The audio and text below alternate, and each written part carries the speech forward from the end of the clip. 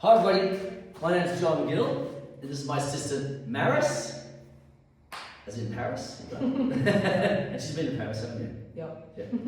She's been travelling a lot. She just got back to Australia, just like I have 6 years of being in America, and we've opened the dojo in Hornsby, up here at 103 Hunter Street, Hornsby. I used to teach here 30 years ago, back down the road there, and it's good to be back.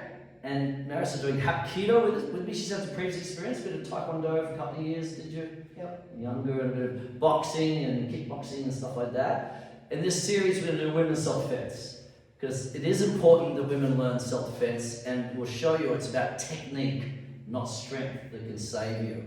And it's also about getting out of there. You know, if a fight and do 10 rounds of boxing or anything like that, or tournaments, it's about just keeping you safe. And I'm doing an online system as well for people that can't get to the classes, and also Hapkido, the complete art of self-defense, and the original mixed martial art, which you've been learning now, and going really well with it. It takes time, and that's a little bit more joint twists and wrist locks. But in this series, we're going to show you some very simple techniques. So number one, someone goes to grab your wrist. I'll demonstrate first. So she goes and grab my wrist. That's it. Don't let them grab your wrist. So just get out of there as soon as you can. Now notice what I did was, I turned and I put my hand to my shoulder and I went to run, because once you get a hold of your wrist, so I'm nearly around your whole wrist. It's pretty tough, you know what I mean? And we'll show you how to get that one. So the first one is get it to there and run. Now if they come back at me, and they chase me, I can then chamber that to a back fist strike or reverse punch. And the areas to hit are eyes, nose, throat, groin and knees. Let me do it on Maris. Here we go. So now I'm going to do a you'll do that way. So that way. Yes, that's it. You've got to practice this over and over again. That's it. A lot of people practice just the wrist grab. They put their wrist out there and say, "Oh, I'll let hold my wrist." That's a bad habit to get into.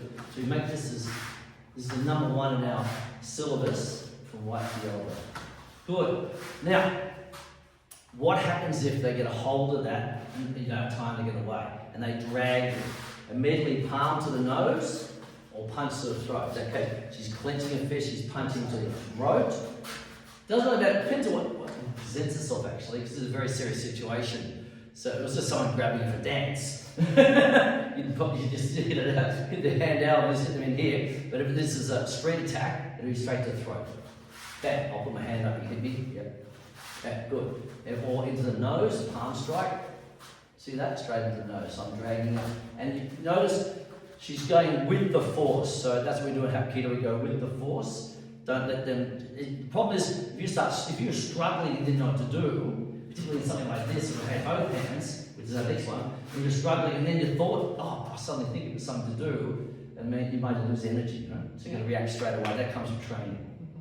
So there you go. That's number one. You can follow along if you want at home. You just do one like that, practice even without a partner. Sometimes it's safer to practice without a partner. Okay. Number two, they actually do grab your wrist, straight to the nose or straight to the throat. Okay? And you just pull. That's where the martial art comes in, where we can do this. They actually pull and lock it in and pull it back with momentum, bring it into the strike as well. Using your momentum against them, and they're coming into you, pull into that straight in the throat. Now, if they go to grab the two hands, again, I run. I call this self-protection, so I've got a chance to get away without them grabbing me, right? So if they come after me, then after me, you don't hit them as they come through, but run quickly and get away as quickly as you can. Now, if they didn't, say I wasn't paying attention, and they go both hands, then it'd be simply bam. Okay? You can do a twist out, but if it was some sort of non-aggressive drunk person or something, that's fine. You could do a non-aggressive, that would be the non-aggressive technique. Now the serious one would be bam. So you try that, I'll go to grab you and you tuck it up and run. That's right there. And actually practice the run. That's right there. Yeah. By the way, this is probably the second time ever she's even done some self-defense stuff. Because it's okay to do Taekwondo, karate, kickboxing, but a lot of them don't teach self-defense. They actually don't teach grabs and holds, but Hapkido specialises in that. So this is where it's really important. You can have the best punch or front kick in the world, but it's not going to do any good if someone's carrying you like this, you don't know what to do. Alright, so again, I'm going to grab you. That's it. Good. Now, suddenly, there's no way of getting out of that one. For example, knee. Boom, that's correct. Well, now notice he brings the hands back down. That's right, good. So he brings the hand down and lift the knee straight in the groin. Okay? So that's number 2. So we'll do a follow along with everybody as well so they can practice at home. Number 1. Alright, number 2. Or punch. Number 3. And number 4. So this basic self-defense is exactly what I'm putting in, because we have online students. You're welcome to join us online, and you can still get your black belts and belts online from wherever you live in the world, because everyone's always said to me, I wish you were teaching next door to me. I'm sorry, it doesn't work that way. I'm based at Hornsby in Australia at the moment. I am travelling a lot, so I will be putting on more seminars as well. But however, having said that, I can't be next to everybody. But in modern technology these days, you can practice this at home. And if you still want to get, do your belts, you can. But the black belt, you would have to come, you can do it online, up to black belt. But then you have to come to either Sydney or America. Certain times a year I put on where you have to do that grading in person. Have a holiday at the same time. Alright, and you can then but you might teach one day. Great to promote Hapkido, the complete art of self-defense, and the original mixed martial art around the world. Particularly perfect for women, because it's all self-defense. Not katas or pumse patterns or forms. It's self-defense techniques to get to your levels. Alright? So that's the first 4. Next one, someone goes to choke you. Okay? I'm going to choke you like that. You go choke me. Now, lock. Now, we can add on to this a front kick. Okay? We can add on lock and ready. So it's you. Lock, that's it, and front kick. Okay, now I'm going to step back away from it. That's right, good. Step back and then kick.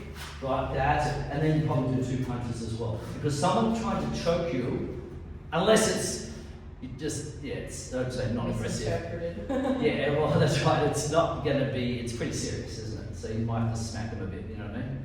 I don't think someone, unless it's, you can tell the difference between a drunk at a party, a nightclub situation, a sexual harassment situation at work. That's just block. That's fine. You don't have to hit them. If you're on the street and someone did this, this is the technique. So I'll do this to me again. Block and bang. Okay, straight in the throat. I'll do it to you. Good. Good. Of course, if you ever feel a situation, and women are very good, they've got very good intuition, a strange situation happening, then by all means run or avoid it in the first place. I've seen clips of people walking past, people banging things and getting crazy in the street, and one guy did get attacked, died from being attacked with a knife from walking past a crazy person like 2 in the morning. So in that situation, what would you do? You'd either walk the other way, or you'd cross the road and grab an Uber or a taxi or something, just get out of there. So you've got to use common sense as well when it comes to self-defense. You've got to feel it and be careful. Be careful you don't get drunk or either, because that will inhibit your reflexes in each situation or running away. So keep alert. Okay, so that's number 5. We'll do it again. Let's do shadow action with everybody. Let's do 1, 2, 3, 4. Oh, sorry. And 4. Yeah. So this one. 4. Yeah. 3, 4. And then 5 is the choke, block, kick, 2 punch. Block, kick, 2 punch. Okay. So there you go. That's 5. Now let's say they get past that. Say you weren't paying attention and you're on your phone. Who would ever do that in human society? Yeah, right. I get people walking past here all the time, and I've got signs out, and they're all just sitting in their phones. They don't even know I'm even here. I think I'm police advertising out there. No, it's not on their phone. It wasn't the phone. So it's okay. Just be careful. Never cross the street. I'm sick of really hate on people on the phone. Yeah. For their own safety, they're walking across a road on their phone. Now, that's bad. Yeah. So really, you've got to pay attention and keep keep aware of your surroundings, okay? So now they got past that. Let's say I wasn't paying attention, and when we practice this, we actually look away. Because in practice, I don't want what I call structured martial art training. We don't want to actually let you grab us. So if you did that to me, like that, I'd block you, right? So that if I'm looking this way, for example, I'm not looking, something happens. Now this one's bad. Okay, you can go straight to the throat or the nose, but the problem there, if he's really big and he's got a distance and you've done this, the problem there is he's got more time to really strengthen that in, and you'll just lose complete energy or consciousness, you know what I mean? So that's why I quite like this one. So you do it to me here. I collapse and just bring the knee at the same time. So let's do that together. Collapse, knee. Collapse, knee, 2 punch. Okay? So then I follow up. If they're still there, if they haven't gone to the ground after the knee and the groin, what might have missed, or hit their thigh, you've got to follow up. So you practice this 1, 2, 3, 4. Maris will do it. That's right. Collapse, that's it. Perfect. You're not expected to, I'll actually do it just to prove. I'll do it fairly tight. So I want you to really hit me hard on the wrist. That's right. That works. I can feel that pressure right in here as well. So it'll be either here or here. You hit down. Yeah. Bam, and boom. Now if I happen to move back, you do that, now I move back, what would you do? You do your front kick, okay? So do it to me. Say so I'm too far back, and then a front kick, and then, even if the kick missed, most people want to protect this part, so they kind of, and then that opens up the throat. So if you're close, then it's the knee. It's like elbow strikes in close as well, and distances hands, okay, and feet. All right, so again, that's it, and then bam, that's it, bam, that's perfect, good. So let's practice at the beginning. So actually shadow action is really good practice. I do that in all my sports. I'm teaching tennis as well, teaching that. Pickleball, we do shadow action of the technique in the air. A number of things it does, you do it your own time, you're not worried about a partner, you can't actually hit somebody, and you can do it at full speed because there's no one in front of you. So actually, sometimes it's better just to do imagery in that. So let's start again. 1. So this is what I want you to follow along. 2. And also in martial art, we do key-ups. Like, hey, or whatever. But generally on the street, no is a good one. No. Yep, that's it, because that attracts attention. It's pretty obvious. It's not meant to happen. All that. So again, so you've got 1, 2, 3. Like a chamber, if they come back and go an elbow strike or back fist strike, reverse punch. You notice when I punch, I'm bringing the hand back to here, whereas traditional martial art do it here.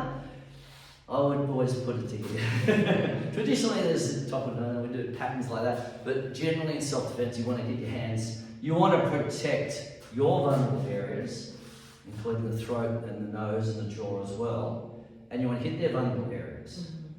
Alright? So that'll be done by, we're up to number 2. That was 4. Next one, choke. This one. So block, knee or kick, 2 punch. Alright, block, knee, 2 punch. Good. Okay, so next one, if they actually choke you from there. Next one is choke from the back. Okay? So I'm walking along and they actually come around my neck. I didn't see them from there. This is a very difficult one. Sometimes you can just hit back, but the problem is there is you might miss. So this is quite, you do it really hard. From there, I just watch how I, see, we'll show them in slow motion you doing it. So bring your arm up here. That's it. So what happens is, if you actually see the camera, watch how my wrist bends. Watch this. She brings the arm up. See that? Slides off. It's pretty hard to keep it there. If she does it with full body weight and the foot comes around. Alright? That's it. And then she can add on 2 punches. Alright? I didn't need to demonstrate that one. It's pretty obvious to do. I'll do it anyway.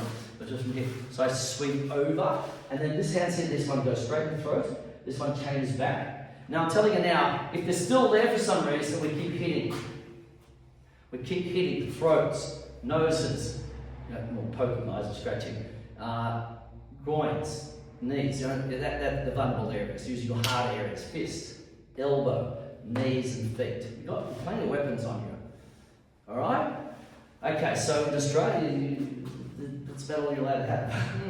In America, it's a bit overboard. They've got guns and stuff. I think these tasers and I think capsicum chili spray I tried to bring them years ago. I wouldn't let it in here. And mace is good to carry that in America if you're allowed to. In Australia, you need an excuse to carry something.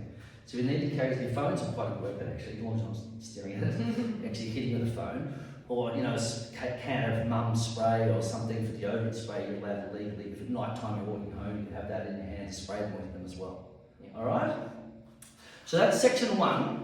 Practice that at home, those techniques, and we'll see you for part 2. See you guys.